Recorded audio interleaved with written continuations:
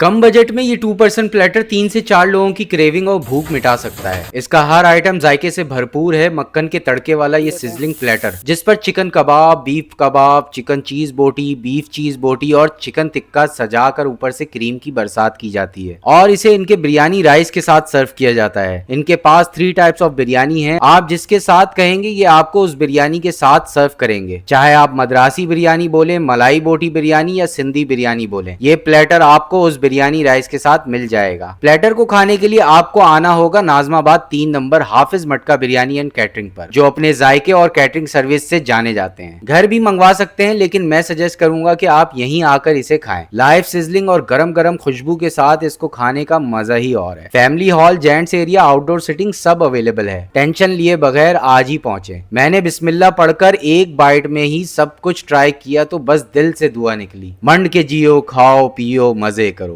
आपने ट्राई किया है तो कमेंट में अपना एक्सपीरियंस जरूर बताएं।